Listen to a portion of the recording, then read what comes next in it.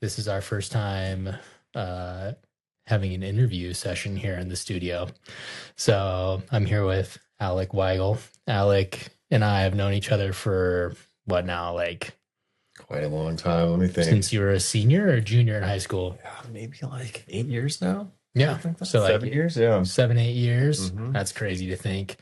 And we've been working together now. This is our first full year almost hmm working together. And we had little pre-licensed experience working at the old independent brokerage.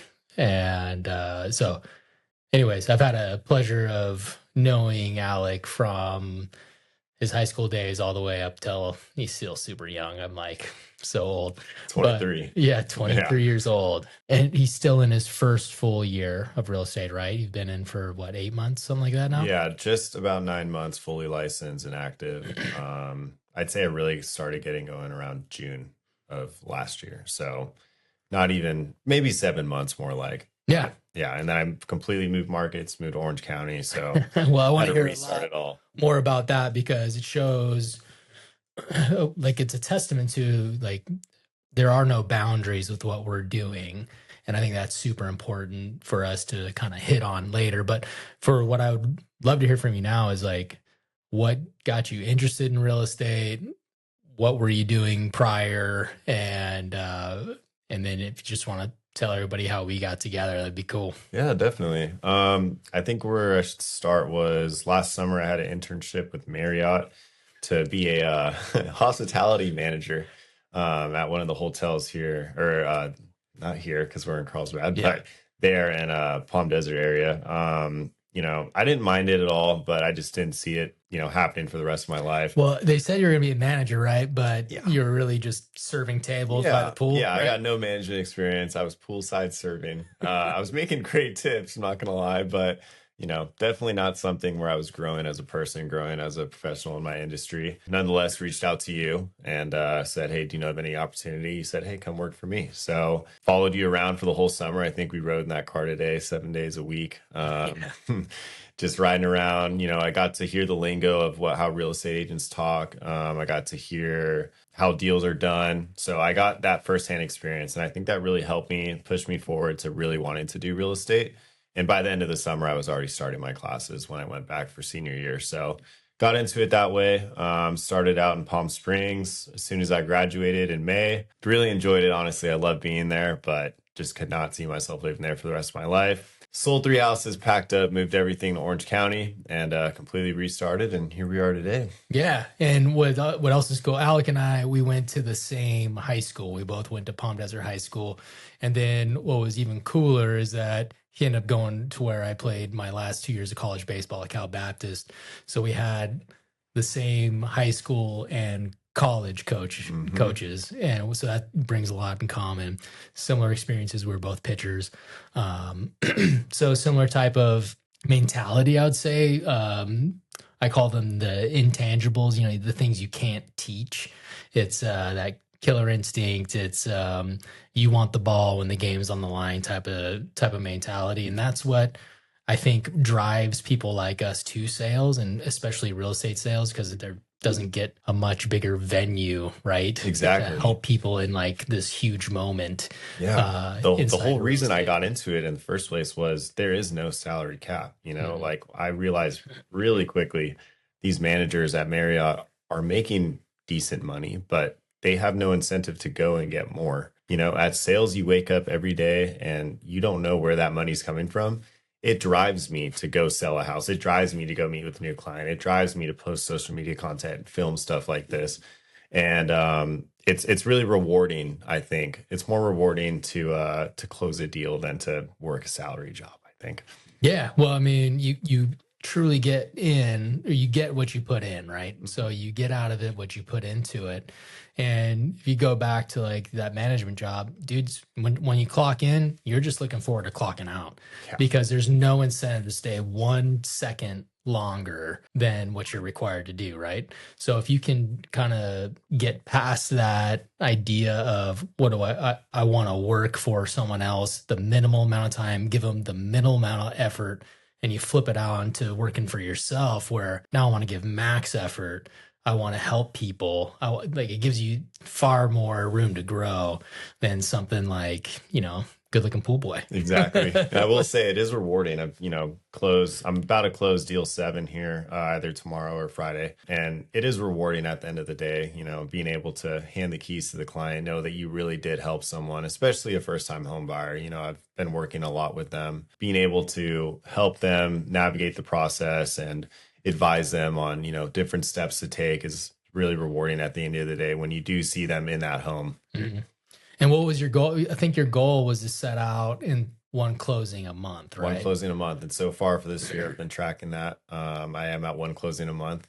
Do need to find the next escrow, but a couple buyers in mind or in hand. So you're building your pipeline, and talk about how you've been able to find 7 clients in what some people may deem a down market. Where did you find your clients? How are you building your pipeline? And what kind of tools are you using to service people in that space right now? Yeah, definitely.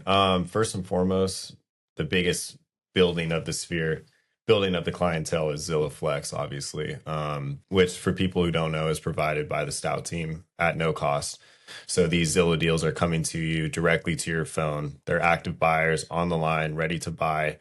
And they're actively wanting to see a specific property as well. So you're able to tailor your search based on that property. You meet up with them at the property, you show them around, and while you're showing them around, you pick their brain and you get to capture their business. So you're getting handed these high intent leads at no cost with the Stout Team, which is great. So that's been the majority of my experience, the majority of my clientele. Another way, I've been sitting open houses, it's been a little hard to sit open houses in Orange County, as I still don't know everyone down here like I did in the desert. But while I was in the desert, sitting open houses every weekend, these buyers come in, they're free leads. It's all about following up with them, though. And I think a lot of agents struggle to do that. But we have great coaching here at the Stout Team that we're able to advise exactly what to do when a buyer does come into an open house, which is great. It's amazing to me that in your first year of building a business, you decided you're going to move away from the place where you grew up, where you knew everybody, to a brand new market with knowing no one really.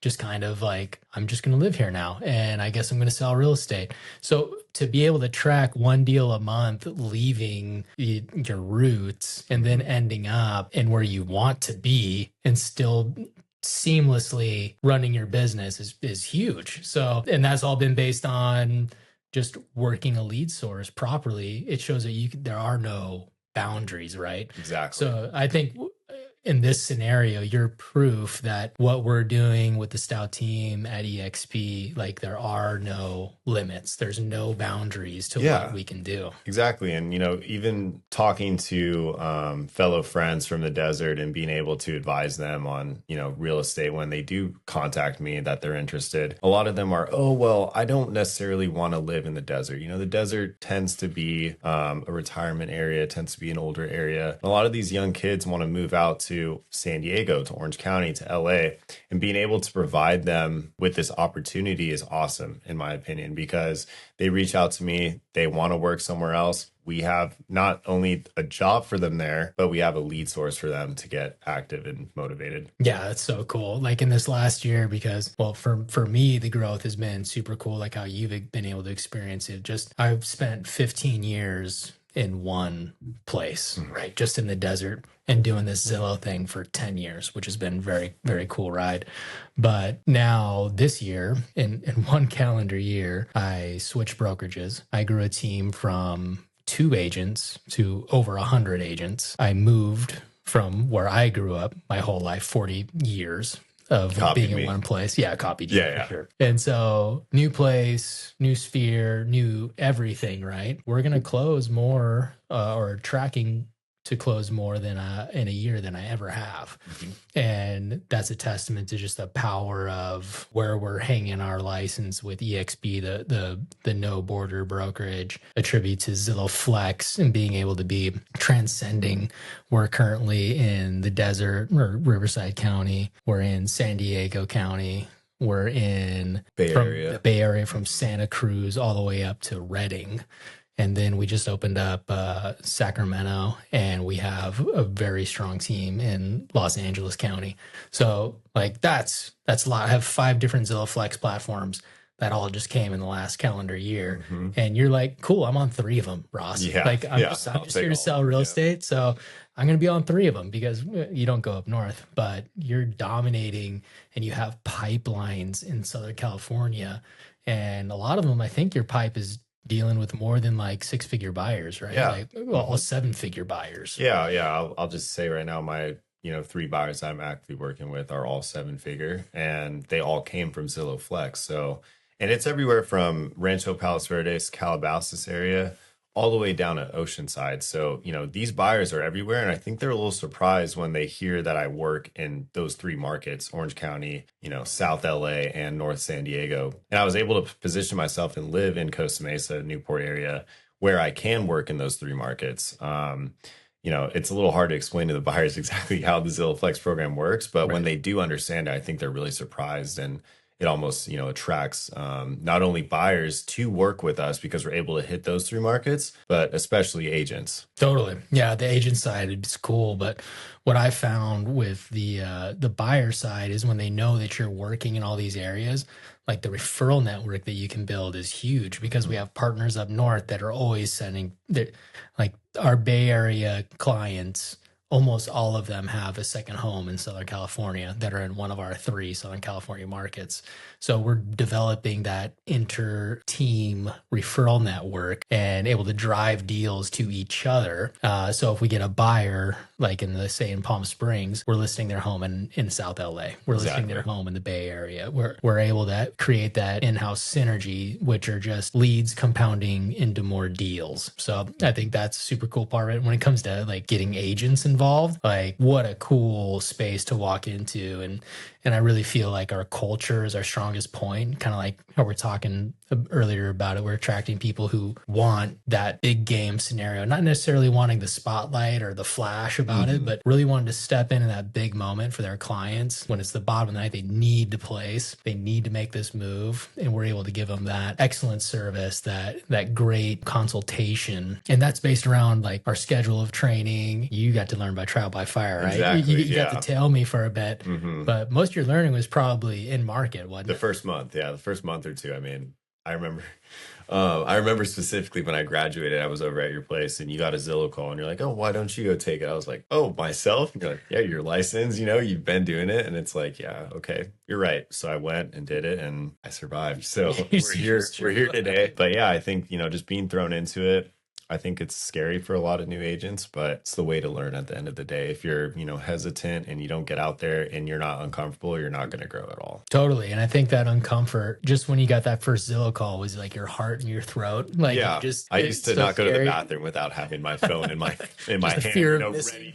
ready to swipe it. And it was at the point still where it was a race. Whoever got it Right. first, so Yeah. we'd all be swiping real quick Yeah. And we're and still yelling in at one people. market, right? Yeah, That's exactly. funny. Mhm. Yeah, that's cool. So what Alex talking about is leads used to come in as a blast, and whoever had the best service at the time and the fastest thumb was going to win the lead. Now it's like on a little more of a structured, more result based type of service. So it's changed a lot, and even in just the year you've been Mhm. with Zillow, it's Yeah. changed substantially for the better. Cool to see how they adapt to our team specifically. And, overall, like you said, we're metrics based, and it's not, I'll be honest, I was getting a lot of leads because I don't have kids and I don't have a wife and I don't have those responsibilities. So I'm a young single guy, boom. It's all metrics based. So it's nice to see how Zillow adapts and they're able to tailor to our needs. Yeah, they're going to feed the hot hand, right? And that's more incentive to do deals because deals lead to more deals, business, harvest business.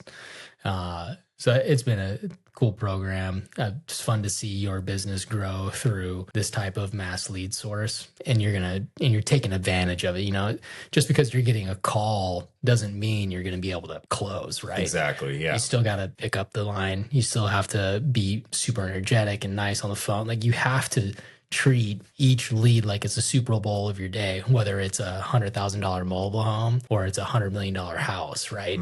By the way, like we get those kind of leads, you know what I mean? That's not crazy. We have a team member that just put one in for 3.76 million. Like there's good, solid business to be had because Zillow is the biggest platform out there. I know people love to hate them, but people love to hate EXP too. I like being part of that disruptor community where people are going to be talking bad on them while us disruptors are going and we're taking advantage of that opportunity.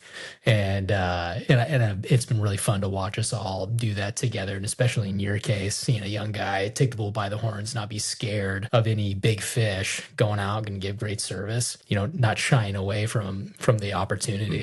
So 100%. That's been cool. Yeah, definitely. I wanted to ask, how has your experience been, coaching this bigger team? I know you were at CUD prior, CUD Properties out in Palm Desert, and, there was maybe 12 to 15 agents on that team, right? Yep. How has it gone from, coaching on a more intimate level to coaching on a global 100+ agent level and being able to still tailor to specific needs on that team? It's been cool. Like the ideology, the culture, our standard operating practices, the tools, like none of that changed. We just had to scale it.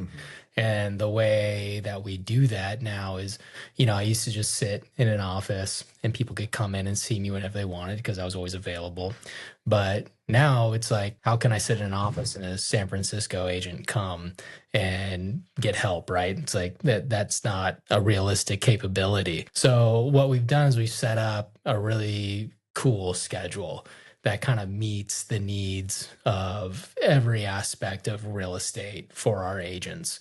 So the goal was to not only equip agents with leads, tools, but we wanted to create the best well-rounded agent that an individual could be. So that means we don't just give them leads and say, go sell these. We want to teach you how to get listings. We want to teach you how to grow a team. We want to teach you how to grow an organization. We want to give you the most information and skill sets so that you can go take down any and every type of earning activities in real estate. So like on Mondays, I'm meeting with my leadership team and we're talking about each market. We're going over metrics for sales and for loans and things like that at a high level. And then we get granular and we actually talk about each individual agent. That meeting is like only an hour. And then we spend time that day building into individual relationships with agents. And then on Tuesday, I know it's your favorite call, right? No, it's our accountability call, right? So if I'm giving all of this stuff to agents and just saying, you figure it out, like what good is that, right?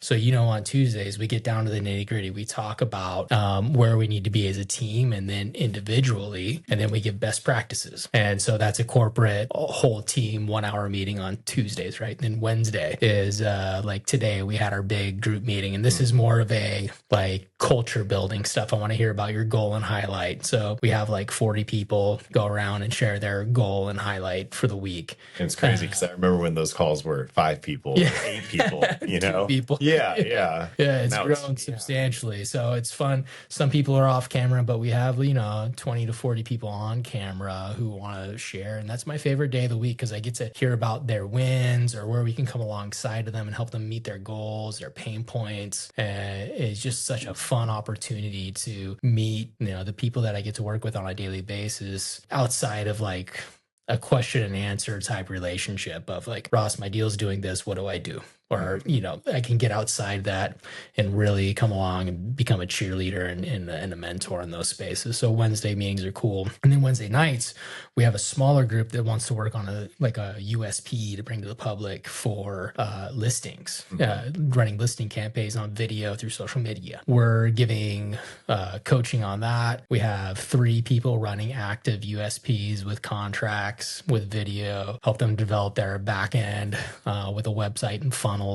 So that's Wednesday nights, and that's a super cool aspect. Again, wanting to be the best well-rounded agent you can be, right? Not just a buyer's agent, but go get listings. Because the way I built my business was just Zillow leads, right? So I went from the agent purchasing them for myself, selling them, doing well with that, then teaching people how I did it, and then scaling and scaling and scaling till I got the Flex program in 2020. And now 5 years into it, we're able to really start scaling because of the lead flow. I think we get like 650 leads a month or something like that. Which is nuts when you convert it, because those leads were $1,000 a piece. So yeah, so our campaign would be somewhere around like 560 to 580,000 a month. Yeah, which I'm so thankful that I don't have that overhead. No kidding. Yeah, right. But and then so it all goes, and then we have masterminds on Thursdays. I have my office hours on Thursdays where people can pop in for questions. And then Fridays we have a team mastermind. So we have so many offerings during the week to help build up and coach agents. And I find that once people hit like their 6-month mark or whatever, their attendance to those becomes less and less and less because their business is growing more and more and more. And now instead of us servicing the agents is out servicing clients in just the way that they should be doing it. And that's what's leading to high conversion. That's what's leading to strong closing schedules and putting more money in our agents' pockets because deal flow is king, right? That's kind of the only difference that we've had from scaling is more structure to reach more agents. But in reality, I'm still available every day. I take the time to answer all the calls and help people build their business. Yeah. And going back to the growth part, I've already been seeing it in my business tremendously. I mean, these Zillow deals are not only, following up with me and letting me know, hey, a couple of them are, hey, I want to, sell with you when the time does come. What does that look like? I'm able to walk them through that process. But a lot of them are also, hey, we had a really good experience working with you and your team. How about I refer you out? And that's really where the pipeline starts to grow for a new agent like me. It's really exciting to see my business going in that trajectory. Whereas if I didn't have the Zillow Flex program, I wouldn't have these clients at all, Yeah, it's interesting. It's a fast track. The way I really view it is as a new agent, you're actually getting paid to grow your sphere of influence, SOI. And that's the hardest thing to do. For me, the hardest thing to do for any agent in real estate is make your phone ring, right? How are you attracting people to you so that you can service them? And this gives us a huge head start to be able to reach a lot of people. So we talked a lot about real estate and we have so many similar comparisons and I'm ahead of you by 18 years or something like that. 17. Yeah. Okay. So we had the same high school coach, right? So when I was a senior, you were just being born. So I'm crazy to think when it's like that. Old, yeah. But when it comes to coaches, and I'm really trying to get to the Cal Baptist piece, but when it comes to coaches and how they were before, and I'll just say it like this, let's get to Cal Baptist right now because it's really near and dear. I love Cal Baptist. I support them and all they do. My middle daughter really wants to go there. I'm hyped up on Cal. I'm going to go golf with them. We do the alumni game. We do the alumni golf tournament. I love Cal Baptist. So Gary Adcock. Hey, Gary.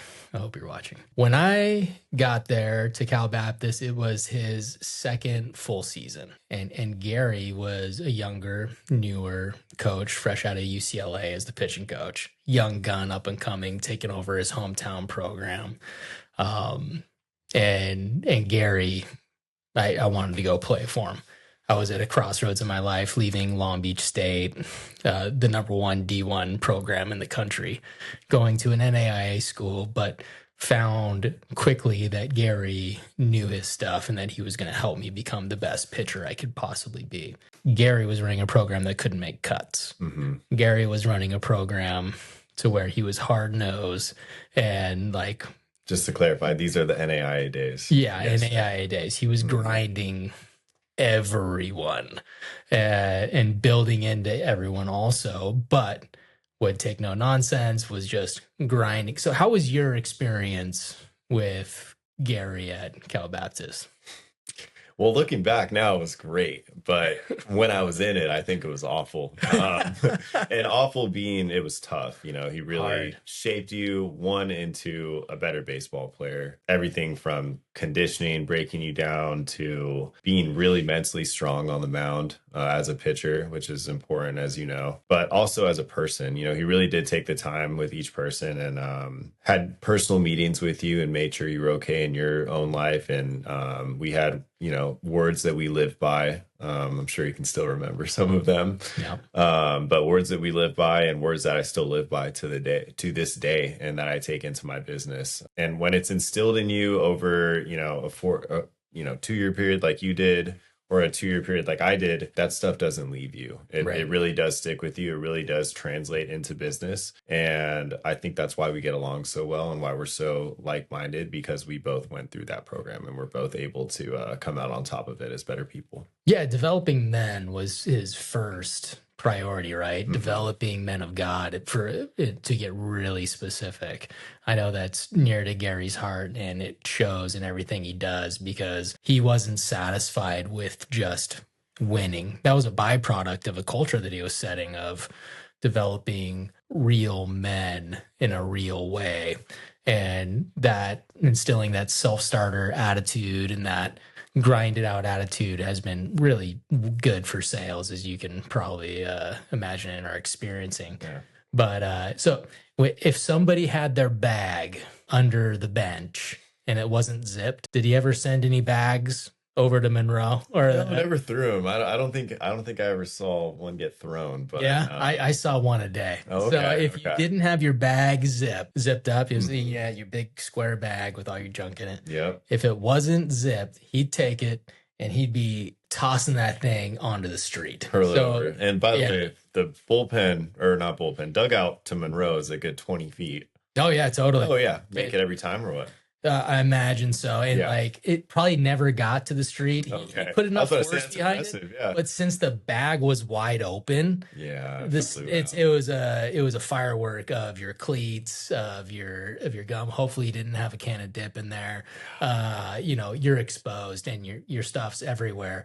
And that was a great lesson to learn. If your life is messy, you will get exposed. 100%. Right. Yeah. And that's a great life lesson for anyone. Like if you're going to be messy, at some point you're going to get exposed. And I think when you're in it, you see it as, oh my gosh, this guy's crazy. My bag was open. Yeah, You know, stupid, right? but yeah, when it applies to real life and you really are, you know, set on living every day, organized, and you have a plan and you live by the words that he lives by, it all pays off and it all works out and life is a lot easier. Well, details matter. And if you're learning that details matter, that's a huge head start. When I was there, it was still NAIA. And Alec, you were there. Were you there for D1 days? Division one, yeah. So Alec was the first 3 probationary years, right? The first 2 probationary The first years? 2 for us were probationary. Yeah, so no playoffs is what that means. Mhm. But still a D1 squad. And you guys had a good team put together. Now, were there cuts being made, or was it A couple cuts? So yeah. like walk-ons or people Yeah, with some walk-ons scholarships? or people that, you know, we maybe had 2 or 3 a year, but it was rare. Would you guys do the Lancer run?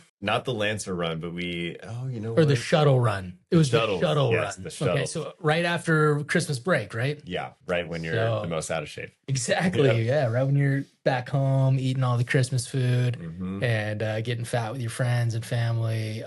Shuttle run was like the guys who were going to play could do it in their sleep, right? It was not an overly taxing run. Yeah. But for that bubble player on NAIA level, who was a walk-on, Mhm. who was like 3rd string in their high school but thought they could play college ball type of thing, and I'm exaggerating possibly, that was a tough shuttle run. Yeah. It was hard for me. So and I'm not even a great athlete, for instance, but these guys doing it, that is where we saw everyone just quit. Break down. He couldn't make cuts, so he had to make you quit. Mhm. And we lost about 15 to 20 players Wow. after break. After one shuttle run, huh? Well, from start of fall Oh, okay, all the okay. way to this is when our season is going to Yeah. start. we drop about 15 to 20. Really breaks you down that full, I will say. Yeah, then now the shuttle run was like the pinnacle of the suck, right? Yeah. And then you just got to live at the suck for the rest of the season, but you were winning ball games and you were Exactly. building camaraderie with your friends. And even though he was a guy you didn't want to cross, he still gave you grace. Yeah. Because we're all young, dumb college students. Like, there's a very small amount of people that have their stuff together in college. Exactly. You know what I mean? Like, but when you're forced to, it's a different type of. You can rise to the occasion, but then when the occasion isn't keeping you accountable, like off the field, anymore, right? yeah. Like off the field, on the field, boom, we're down to business. I love baseball. I want to play baseball a long time. I will do what this man requires of me. But off the field, he required so much, in my opinion, in those days. Today, I look back and I was like, that wasn't a big ask. Yeah, because now it's instilled in you and it's normalized. And it's still extraordinary, though, in the fact that his culture was so different than, say, what I experienced at Long Beach, right? Mm-hmm. So, like, in Long Beach, though, like, the culture was, you aren't close enough. Like, you need to throw a kegger tonight. You know what I mean? Like, Gary's was, let's go play mini golf at Castle Park. Yeah. And actually, I got to know people way more through a round of mini golf because I got to see who they were as a competitor. Mm-hmm. I got to see who they were like when things weren't going their way.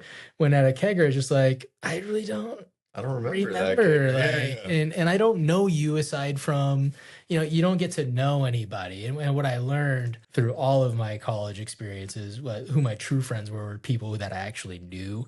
Most of my friends were just based around experiences of like social activities, right? That really mean nothing in the grand scheme of things, and there's no substance behind them. Yeah. So what Gary was always trying to do was point you towards substance, was to point you towards a future that had so much more to offer than just mediocre, right? Yeah. And much more than playing baseball. All that applies to what I'm doing now. Shape me into a real man and not just like an oversized boy. And so for that, I'll always be grateful. Yeah. And those friendships and connections, I mean, I've already been almost a whole year out of the program, but even, a month ago, we had a party for, one of our old teammates turning, whatever. And all came together. People are coming from San Diego. A guy flew down from San Francisco just to come to this. Like, we're all still connecting on that level. And it's cool to see, especially where everyone is at in their career. Obviously I'm doing real estate. One guy's doing construction. One guy's becoming a cop. One guy's doing med device sales. So it's cool to see how that program and those ethics and morals really do apply to each of their careers and how it's benefiting them, because it's all positive. Yeah. A lot of them don't notice it, I think, because they don't talk about it like we do, but it really does pay off. Totally. And I think that is what's true about,